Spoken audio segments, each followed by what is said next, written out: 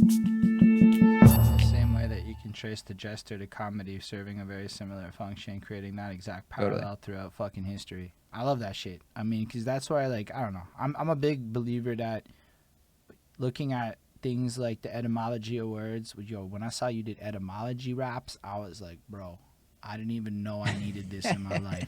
That etymology of hip hop video is like a must watch, in my opinion. It's just Yeah, I fire. It's appreciate that. really, and then when he flipped it to trap out of nowhere, I was like, get the fuck out of here, bro. You really did that right.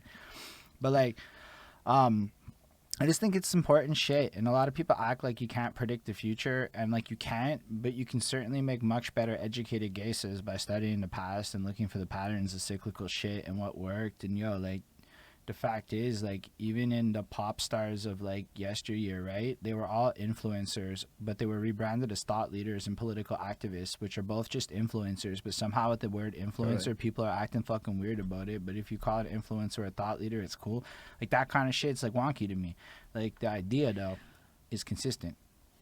I would almost say that it's analogous to. I mean, again, I keep taking it back to Greece just because this is like what I have studied the most. But when we say influencer, almost in a pejorative sense, when there's like a little bit of a note of judgment in it, it's similar to debates that were going on circa like 5th century BCE Greece between what's a philosopher and what's a sophist. And the sophist was the word for the person who looks almost identical to the philosopher, but they don't actually have substance. All they're doing is making their profit by making it seem like they're wise or showing you how you can seem like you're wise. And I think that difference does exist because when we use influencers, sometimes we are implying that it's like this person doesn't really know or do anything. They're like the middleman of information or the middle person, or they're just the empty form. You know what I mean? Like then the typification of that would be like the influencer who's like all they do is show you how you can be an influencer, you know what I mean, who's like just the empty formalism of it. And I'm not even passing judgment on that, but I think that like there is something to be discussed there because But you have to look so at somebody who has so influence you have and to go look like, at would you who uses the term the most. People who have not achieved success. You don't hear successful people being like that very often, totally, unless yeah, they're that's haters. true. Right, So right. so I bring it back to some fascinating examples where people act like this influence or vapidness wasn't always part of it. But like, yo, Tupac was a movie star, you know, like, and you start looking at these different people and you start realizing how much more they did than music, how much more like character and lore building went into who they are, which is really what influencers do a lot of focusing on, good or bad. Now, Hmm. we can argue there's a lot of bad and that corporate advertisers throw way too much money at people they shouldn't, thus creating a lot of chasing of things that aren't real. But at a fundamental level, there's no such thing as a celebrity that's not an influencer. True. Yeah, yeah. And I feel like Quite people true. do stigmatize it because they simply want to believe in this world where talent and meritocracy exists. And Right. that's often where the negative tinge comes from, only because of who says it. I don't hear the people who are down with the cause saying it. You know, like people who are into subscription models never say it. People who have Right. retail stores that are doing well never say it. They're like, yo, this is just great marketing. But then Right. you get people who are unable to replicate it. Yo, that's influencer shit. I'm a fucking artist. I'm like, bro. It's a really good point. Yeah, which I can understand that to a certain degree psychologically. Like I mean, I'm not letting. I think you're right, and I'm not letting those people off the hook per se. But I'm having been one of them almost. I would say like up until the past couple of years, it's hard to let go of your preconceptions about what the mechanics of creation are. You know, because yeah, going back to the thing I was talking about, I was imagining a whole artistic world, and I sure thought that when I was making my own art, I would be able to follow that same world, where you just make sure you're really good at it, you get it in front of the right eyes, somebody does the work for you of presenting it to the world and puts you on that pedestal, and then you know what I Yo, mean, and then yeah, you know, and like that's hard to let go of, and it makes sense that like especially like our generation yeah. is struggling with that to a certain degree. And I'm totally guilty of it, which is why I feel like I can identify it because I had to let go of it. I had to get over my yo. I feel like artists who are really focused on technique lose sight of the fact that it's only really artists that are focused on technique slash super fans. That's what I call that niche of really hardcore fans that also love technique.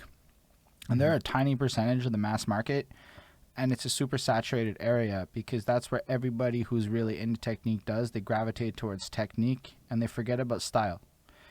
And you could have the best substance in the world, but without style, you're indistinguishable.